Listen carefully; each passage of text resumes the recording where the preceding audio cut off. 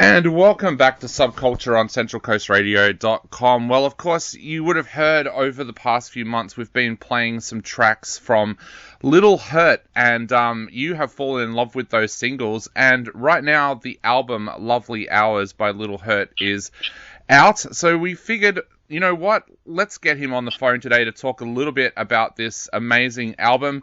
It is the man behind Little Hurt. Welcome to the program, Colin. Hey, thanks so much for having me, guys. Appreciate that. No problem. Now, mate, like I said, our listeners have been listening to your singles over the last few months and fallen in love with them. Tell us a little bit about this album and the tracks that people can expect to hear on this album. Yeah, man. So I just, I was in a band for about 10 years called the Mowglis, and it was like a kind of like a pop band that was really happy and positive, and I kind of ran out of happy things to say for like a while, so I've just been writing just kind of more, I don't know, just telling my story in a different way and a little more, I guess maybe not always through like the rose-colored glasses that I felt like I needed to tell other stories through. And it's just been really fun to kind of like explore myself and explore, some different feelings that I didn't necessarily know that I had. So it's been really cool and autobiographical, and yeah. Being able to write from such a personal point of view, how has that changed your music writing style over that time as well? I would say I definitely think just a little bit less about what everyone else is gonna think, and not in a way that I don't want to write for my fans. Of course, every artist does, but I think that a lot of times we spend a lot of time writing for other people as opposed to like, the reason I started this in the first place was to like write for myself and for the things that I needed to say, and so. I guess maybe just the way that I approach it, or maybe my mindset behind it, has been a little different. I was going to ask that. How difficult is that to get out of the mindset of writing for a band when you first go out solo? Like, does it change a lot of things for you from a creative point of view? Yeah, it was definitely like when you're in a band, you write something and you're asking, 5, 6 other people, what do you guys think about this, or do you like this? And now it's like really just me. Like my management and my label, and like my team will have, an opinion. Yeah, we know this is cool, or like maybe we should. But at the end of the day, it's like the only person in the project is me. So I kind of do what I want for the most part, and then I let people kind of guide me, like my team, on whether or not we think it's good enough or something like that. Yep. So tell us a little bit about how this album came together. How long did it take you to write these tracks, and how long did it take you to record them? That's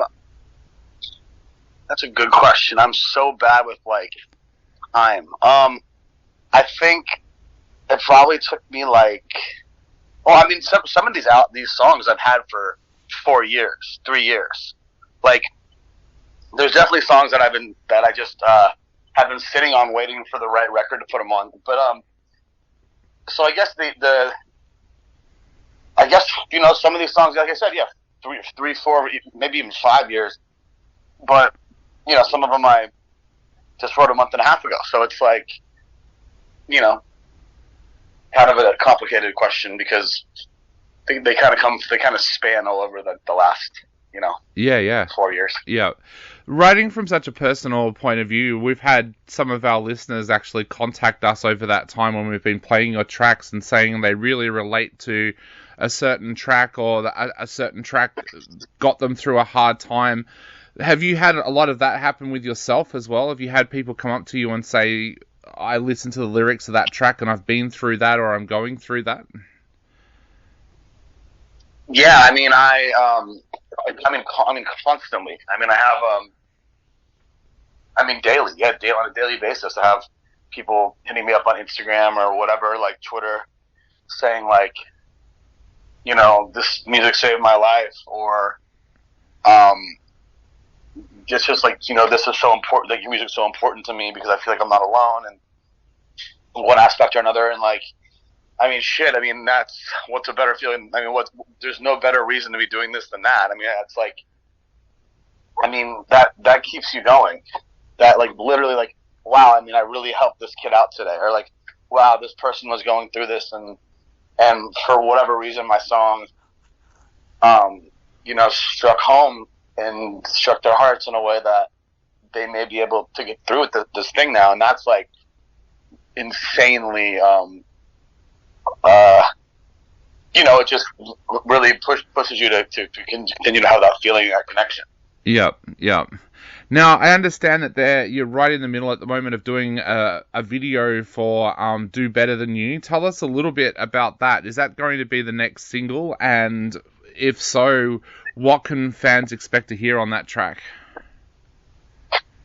Yeah, that's like my favorite song on the record. I think like it will be the next single, yes. And we did a really cool video for it. We went through like 5 or 6 different iterations, different ideas of what the video was going to be. We had like some that were more storyline based, some that were more, you know, just simpler conceptually and stuff. And we just decided to do something really energetic and make people feel the energy of the song. And it's just really like, it's one of those songs that just feels like an absolute summer smash hit when you hear it. Like, it's pretty undeniable. So we wanted to do a video that would capture that. How much creative control do you get over things like videos and, like, say, the cover art? Because the cover art for this album is absolutely amazing. How much creative control do you get over that? 100%. Yep. I mean, that being said, like, I don't make these things. You know, I have like my people that make it. Like my friend Kyle Borback, he makes like 90% of my stuff. But there's really no one that says no. I feel like that all that stuff is like more common in the past, maybe with the relationship with record labels, than it is now. I mean, no one says no to anything. Not really. I mean, maybe there's some things we can't do for some, or you know, or they like.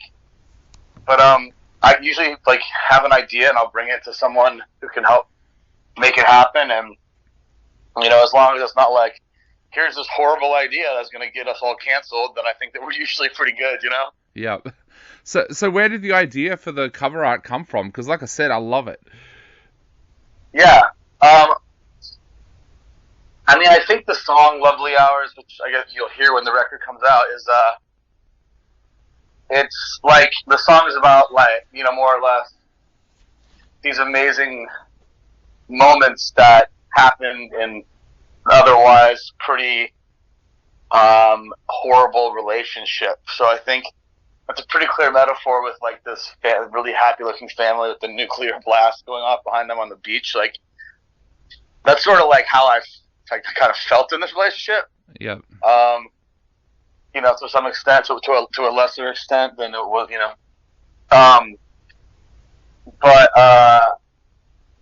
Yeah, so I just kind of hit up my friend who does all my stuff, and I said, you know, run wild with this. Like, what does this song make you feel? What can we create around this? And that's kind of what he came up with.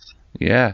Well, like I said, I love this album. I've been able to sit down and listen to it, but I was also curious about some of the special guests you have on here. You have got the Ready Set on Buttercup. You've got Studer Boy on Down Bad For You. Tell us a little bit about bringing in those guests and what it was like working with those artists.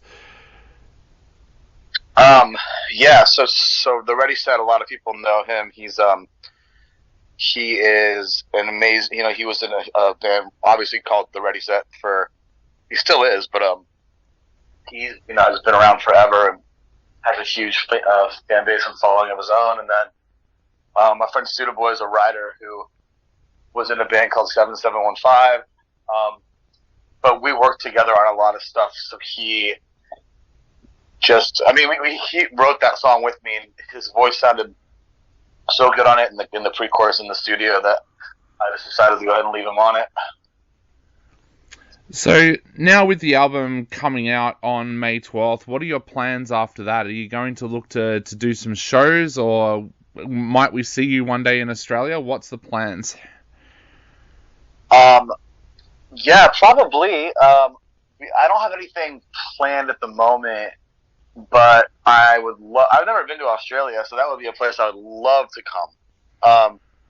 But yeah, I think that I would. I think we'll probably get some shows going, and I'm already starting to write. You know, I'm always writing, and um, so yeah, I would say that shows are a pretty good guess of what's coming next. Awesome. Well, Colin, we're going to take a track from the album right now on our show. So what would you like to say to everybody out there, not only before they listen to this track, but before they go out and listen to the album on May 12th? I just want to thank you guys so much for following along with me, and I feel like I got a lot of really awesome fans that have made all this possible. So thank you for everything, and I hope this record hits all of you guys the way that hit me while I was writing it. So